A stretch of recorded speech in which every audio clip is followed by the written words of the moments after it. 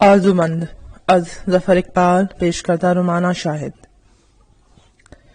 وہ 18 جولائی کی ایک گرم دوپہر تھی جب اینڈریو مارٹن روبوٹ سرجن سے ملنے گیا اور اس نشست پر بیٹھ گیا جو اسے پیش کی گئی تھی۔ اینڈریو کا چہرہ ہر تاثر سے عاری تھا، لیکن اس کی آنکھوں میں اداسی کی جھلک محسوس ہوتی تھی۔ اس کے چہرے پر بال نہیں تھے اور ایسا لگتا تھا جیسے اس نے تھوڑی دیر پہلے بڑی محنت اور صفائی سے شیو کیا ہے۔ وہ بہت پرانے فیشن کا لباس پہنے ہوا تھا۔ اس نے میز کے پیچھے بیٹھے ہوئے روبوٹ سرجن سے کہا، میں ایک آپریشن کے سلسلے میں آیا ہوں۔ روبوٹ سرجن نے بڑے احترام سے کہا، کیا آپ یہ بتانے کی زحمت کریں گے جناب کہ یہ آپریشن کس کا ہوگا اور اس کی نوعیت کیا ہوگی؟ روبوٹ بنانے والی کمپنی ہر روبوٹ کو اس اصول پر بناتی تھی کہ وہ انسانوں کا حکم مانے اور اپنے کسی عمل سے انسانوں کو نقصان نہ پہنچائے۔ اینڈریو مارٹن نے روبوٹ سرجن کے دائیں ہاتھ کو بغور دیکھا، جس میں لمبی انگلیوں کے ساتھ 2 انتہائی ننھی مشینیں لگائی گئی تھیں۔ یہ ہاتھ بغیر غلطی کے نازک سے نازک آپریشن کرنے کی صلاحیت رکھتا تھا۔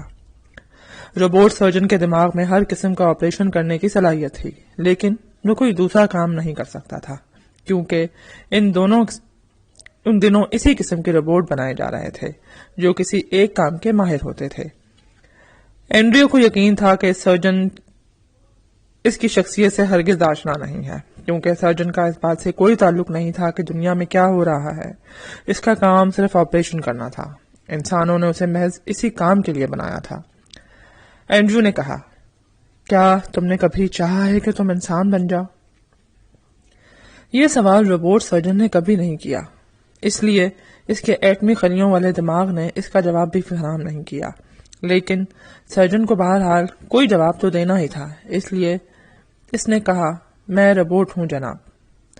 اینڈریو مارٹن نے اپنا سوال دہرایا، اگر تم انسان ہوتے تو کیا یہ بہتر نہ ہوتا؟ سرجن نے کہا، اگر میں زیادہ باصلاحیت روبوٹ سرجن ہوتا تو زیادہ بہتر ہوتا جناب، لیکن آپ نے اب تک مجھے یہ نہیں بتایا کہ مجھے کس کا آپریشن کرنا ہے۔ تمہیں میرا آپریشن کرنا ہے، اینڈریو نے کہا، اور پھر اس نے آپریشن کی نوعیت بتائی۔ سرجن نے کہا، یہ بہت نقصان دہ آپریشن ہوگا جناب۔ اس آپریشن کے بعد آپ 1 سال سے زیادہ زندہ نہیں رہ سکیں گے۔ قانون کے مطابق میں آپ کا آپریشن نہیں کر سکتا۔ اینڈریو نے کہا، یہ درست ہے کہ تم کسی انسان کا پہلا آپریشن نہیں کر سکتے جو زندگی کے لیے خطرناک ہو، لیکن میں انسان نہیں روبوٹ ہوں اور تمہیں حکم دیتا ہوں کہ میری خواہش کے مطابق عمل کرو۔ میں تمہیں یہ حکم دینے کا حق رکھتا ہوں اور تمہیں وہی کرنا ہوگا جو میں کہتا ہوں۔ جب اینڈریو کو بنایا گیا تھا تو وہ بھی تمام تر دھات سے بنا ہوا تھا۔ وہ ان 5 روبوٹوں میں سے ایک تھا جو دنیا میں سب سے پہلے بنائے گئے تھے، اور ان میں ہر کام سمجھنے اور ہر بات کا تجزیہ کرنے کی صلاحیت رکھی گئی تھی۔ وہ لکھنا پڑھنا بھی جانتے تھے اور خود کو ہر قسم کے حالات کے مطابق ڈھال سکتے تھے۔ ان کے برقی دماغوں میں کروڑوں خلیے تھے اور ان کی یادداشت بھی بہت تیز تھی۔ ان 5 روبوٹوں کو ملک کے انتہائی اہم 5 گھروں میں گھریلو ملازم کے طور پر بھیجا گیا تھا۔ کمپنی تجربہ کرنا چاہتی تھی کہ گھروں میں ان کی کارکردگی کا معیار کیا ہوگا، لیکن کمپنی کو اپنی غلطی کا احساس بہت بعد میں ہوا، اور یہ احساس اینڈریو کی وجہ سے ہوا تھا۔ اس کے بعد وہ روبوٹ بننے لگے جو 1-2 کام ہی کر سکتے تھے۔ اس طرح روبوٹوں کے کام کا معیار بہت اونچا ہو گیا تھا، لیکن ان کے دماغوں میں بہت کم خلیے تھے اور وہ اینڈریو کی طرح کسی کے لیے کوئی مسئلہ نہیں بن سکتے تھے۔ اینڈریو کو بھی گھریلو ملازم کی حیثیت سے ایک گھر میں بھیجا گیا تھا جس میں 4 افراد تھے، سر، مادام، مس اور لٹل مس۔ اینڈریو کو ان کے اصلی نام معلوم تھے، لیکن وہ احتراماً انہیں نام سے مخاطب نہیں کرتا تھا۔ اسے اپنا سیریل نمبر بھی یاد تھا، لیکن اب وہ اسے بھلا دینا چاہتا تھا۔ سر کا اصلی نام جیرالڈ مارٹن تھا، لیکن اینڈریو کا کوئی نام نہیں تھا۔ سر کی چھوٹی بیٹی لٹل مس نے اسے اینڈریو کا نام دیا تھا، اور پھر گھر کے باقی افراد بھی اسے اینڈریو کے نام سے مخاطب کرنے لگے تھے۔ لٹل مس جو 90 سال زندہ رہی تھی، اور اب اسے مرے ہوئے بھی زمانے بیت گئے تھے، جب وہ جوان ہو گئی تھی تو اینڈریو نے ایک بار اسے مادام کہہ دیا تھا۔ اس پر وہ ناراض ہو گئی تھی اور اس نے اینڈریو کو مادام کہنے سے منع کر دیا تھا۔ وہ اینڈریو کے لیے لٹل مس تھی اور ہمیشہ لٹل مس ہی رہنا چاہتی تھی۔ مارٹن خاندان بہت با اثر تھا، اس لیے اینڈریو اس خاندان کو پیش کیا گیا تھا اور اینڈریو کے آنے سے وہ سب بہت خوش ہوئے تھے۔ اسے گھریلو کام کا موقع کم ہی ملتا تھا کیونکہ سر اور مادام کی دونوں بیٹیاں اسے اپنے ساتھ کھیل میں شریک کر لیتی تھیں، اور چونکہ سر کو کوئی اعتراض نہیں ہوتا تھا اس لیے اینڈریو ان کے ساتھ کھیلتا رہتا تھا۔ پھر ایک دن کھیل ہی کھیل میں لٹل مس نے اینڈریو کو لکڑی کا ایک ٹکڑا دیا اور بڑی معصومیت سے کہا، اینڈریو، کیا تم میرے لیے چوڑی پٹی کا ایک منقش ہار بنا دو گے؟ اینڈریو نے اسے لکڑی کا ٹکڑا لے لیا اور اس کا جائزہ لیتے ہوئے کچھ سوچنے لگا۔ پھر وہ باورچی خانے سے چھری اٹھا لایا اور لکڑی چھیلنے لگا۔ کچھ دیر بعد اس نے 6 انچ لمبی اور 2 انچ چوڑی منقش پٹی لٹل مس کی خدمت میں پیش کی، جو ہار تو نہیں کی کہی جا سکتی تھی، لیکن اس کے ساتھ دھاگا منسلک کر کے گلے میں پہنا جا سکتا تھا۔ یہ تو بہت اچھا ہے، میں اسے ڈیڈی کو دکھاؤں گی، لٹل مس نے خوش ہوتے ہوئے کہا۔ سر نے وہ پٹی دیکھی تو انہیں یقین نہیں آیا۔ سچ بتاؤ مینڈی، یہ ہار تم نے کہاں سے لیا ہے؟ گھر میں لٹل مس کو سب مینڈی کہتے تھے۔ پھر جب لٹل مس نے سر کو یقین دلایا کہ اسے اینڈریو نے بنایا ہے تو انہوں نے تعجب سے اینڈریو کی طرف دیکھا۔ یہ تم نے بنایا ہے؟ انہوں نے پوچھا۔ اینڈریو نے ادب سے جواب دیا، یس سر، اس پر بنے ہوئے پھول وغیرہ سب کچھ؟ انہوں نے پھر پوچھا۔ یس سر، اینڈریو نے کہا۔ تم نے اس کا ڈیزائن کہاں سے لیا؟ اینڈریو نے سادگی سے کہا، اس ساٹھ کی لکڑی پر یہی ڈیزائن تراشا جا سکتا تھا جناب۔ دوسرے دن سر جیرالڈ مارٹن نے اینڈریو کو لکڑی کا خاصا بڑا ٹکڑا اور ایک برقی آلہ دیا جس سے لکڑی پر نازک کام تراشا جا سکتا تھا۔ تم اس لکڑی پر کچھ بھی بنا دو، جو بھی تمہاری سمجھ میں آئے، انہوں نے حکم دیا۔ اینڈریو نے حکم کی تعمیل کی اور سر مارٹن اس کی بنائی ہوئی چیز کو حیرت سے دیکھتے رہے۔ اس چیز کو کوئی نام نہیں دیا جا سکتا تھا، لیکن وہ تجریدی آرٹ کا بہت اچھا نمونہ کہی جا سکتی تھی، اور اس پر پھول پتے اتنی نفاست سے ترچے ہوئے تھے کہ سر نے فوراً ایک فیصلہ کر لیا۔ اینڈریو کو گھریلو ذمہ داریوں سے سبکدوش کر دیا گیا اور اسے فرنیچر ڈیزائن کی کتابیں پڑھنے کو دی گئیں جن میں تصویریں بھی تھیں۔ سر نے فرنیچر بنانے کے تمام آلات بھی فراہم کیے، اور جب اینڈریو نے فرنیچر تیار کیا تو سر نے کہا، تمہارے بنائے ہوئے فرنیچر کی نفاست کا جواب نہیں اینڈریو۔ اینڈریو نے کہا، میں یہ کام کر کے خوشی محسوس کرتا ہوں جناب۔ خوشی؟ سر نے حیرت سے پوچھا، کیونکہ رپورٹ کو خوش یا غمگین ہونے سے عاری سمجھا جاتا تھا۔ اینڈریو نے وضاحت کی، اس کام سے میرے دماغ کے سرکٹ زیادہ آسانی اور تیزی سے کام کرنے لگتے ہیں۔ میں نے اس گھر میں اکثر خوشی کا لفظ استعمال ہوتے سنا ہے جناب، اور یہ کام کرتے ہوئے میرے اندر جو تبدیلی پیدا ہوتی ہے اس کے اظہار کے لیے یہی لفظ مناسب ہے۔ سر مارٹن اس گفتگو کے بعد اینڈریو کو روبوٹ کمپنی میں لے گئے۔ روبوٹ کا مالک ہونے کی حیثیت سے کمپنی کے چیف نے انہیں فوراً اپنے کمرے میں بلا لیا۔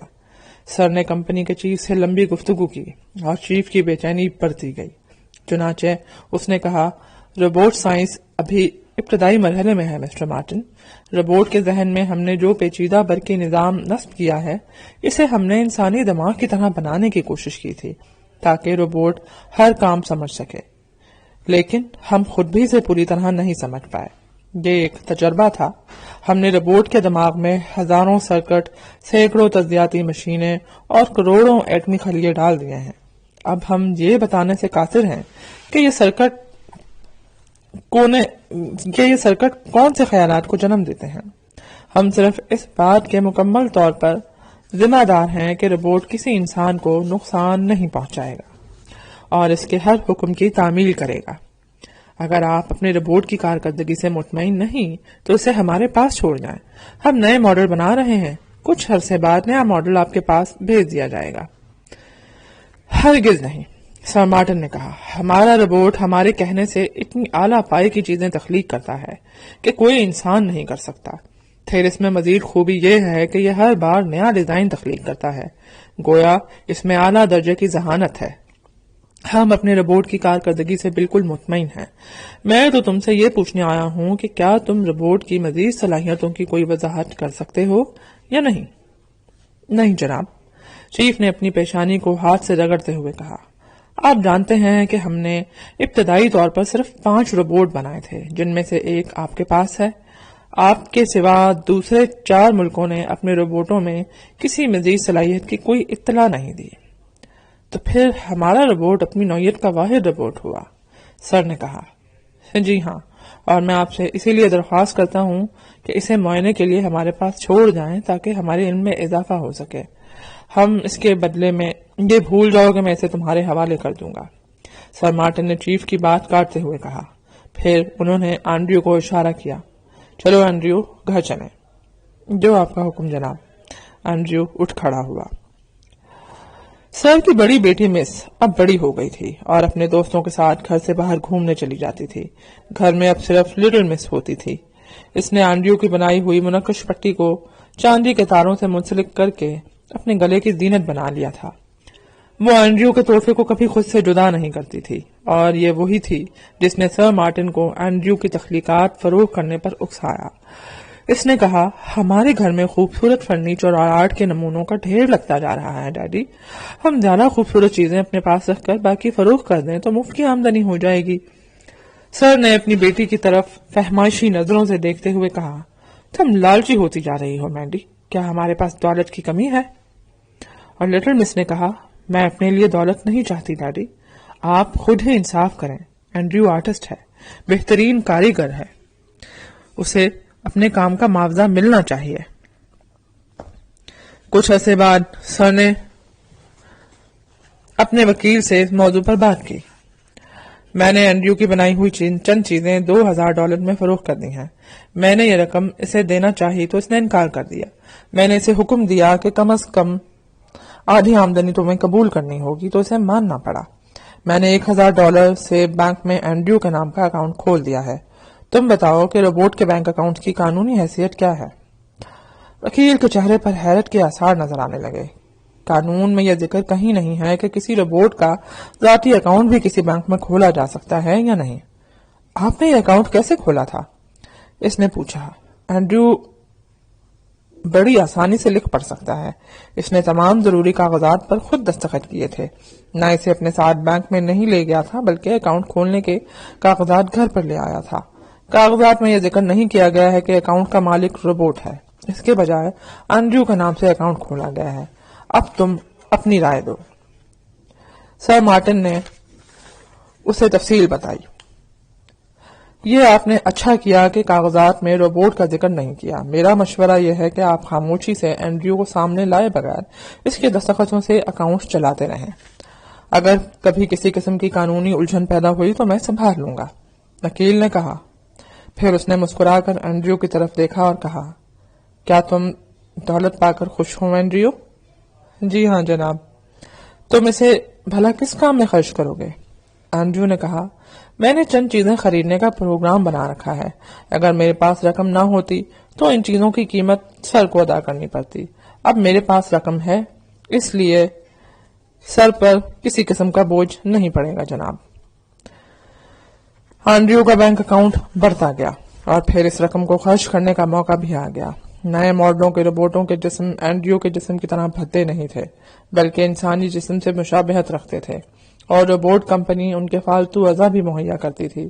یہ اعضا بہت مہنگے تھے لیکن اینڈریو کے پاس رقم کی کمی نہیں تھی، چنانچہ اس نے اپنے کاسا سر کے سوا تمام تر جسم تبدیل کروا لیا۔ وہ اپنی ذہنی شخصیت برقرار رکھنا چاہتا تھا۔ نئے روبوٹ کسی بھی ایک کام کے ماہر تھے، ان کا دماغ محدود تھا اور وہ اپنے مقررہ کام سے آگے نہیں سوچ سکتے تھے۔ اینڈریو کے ساتھ کے چاروں روبوٹ کمپنی کے گودام میں پہنچ گئے تھے اور اب اس کے متعلق واقعی یہ دعویٰ کیا جا سکتا تھا کہ وہ دنیا کا واحد ذہین روبوٹ ہے جو ہر نئی بات سمجھ کر خود کو حالات کے مطابق ڈھال سکتا ہے۔ سر مارٹن کے بال اب سفید ہو چلے تھے اور جسم اور چہرے کی کھال لٹکنے لگی تھی۔ گھر کے سب افراد کے جسموں میں تبدیلیاں آ رہی تھی، جبکہ اینڈریو پہلے سے بھی زیادہ بہتر اور نوجوان نظر آتا تھا۔ مادام کو اس بڑھاپے میں آرٹ اور موسیقی کا شوق ہو گیا تھا اور وہ اب مستقل طور پر یورپ میں رہتی تھی۔ اینڈریو کو اندازہ ہو گیا تھا کہ گھر سے کسی کو بھی زیادہ دلچسپی نہیں۔ سر بھی اپنے کاموں میں مصروف رہتے تھے۔ ان کی بڑی بیٹی مس شادی کر کے نیو یارک میں آباد ہو گئی تھی، وہ پھر کبھی اپنے گھر نہیں آئی۔ لٹل مس کی بھی شادی ہو گئی تھی لیکن وہ اپنے شوہر کے گھر نہیں گئی بلکہ اس نے اپنے شوہر کو مجبور کر دیا کہ وہ اس کے ساتھ اسی گھر میں رہے۔ پھر لٹل مس نے ایک بیٹے لٹل سر کو جنم دیا تو اس بچے کو دودھ کے پہلے چند قطرے اینڈریو نے پلائے۔ یہ لٹل مس کا حکم تھا کہ اس کے نوزائیدہ بچے کو دودھ کی بوتل کوئی نرس نہیں پلائے گی بلکہ یہ کام اینڈریو انجام دے گا۔ 1.5 برس گزر گیا۔ پھر ایک روز اینڈریو نے سر مارٹن کی خدمت میں اپنی درخواست پیش کی۔ اس نے سر سے کہا، جناب، میں آپ کا ممنون ہوں کہ آپ نے مجھے اتنی بڑی رقم خود پر خرچ کرنے کی اجازت دی۔ یہ ساری رقم تمہاری تھی اینڈریو، سر نے کہا، لیکن آپ چاہتے تو ساری رقم خود رکھ سکتے تھے اور میں ایک نیا خوبصورت جسم حاصل نہیں کر سکتا تھا۔ قانون آپ کو تمام رقم خرچ کرنے کا اختیار دیتا تھا لیکن آپ نے یہ حق استعمال نہیں کیا۔ اب میرے اکاؤنٹ میں $6 لاکھ جمع ہے جناب، اور میں یہ رقم آپ کو دینا چاہتا ہوں۔ اینڈریو نے مؤدبانہ لہجے میں کہا، لیکن میں یہ رقم قبول نہیں کر سکتا اینڈریو، سر نے انکار میں سر ہلا دیا۔ لیکن آپ اس کے عوض ایک چیز دے سکتے ہیں جناب۔ واقعی؟ وہ کون سی چیز ہے؟ میری آزادی جناب۔ تمہاری؟ کیا؟ سر مارٹن نے حیرت سے پوچھا۔ آزادی؟ آزادی؟ میں آپ سے اپنی آزادی خریدنا چاہتا ہوں جناب، اینڈریو نے سنجیدگی سے کہا۔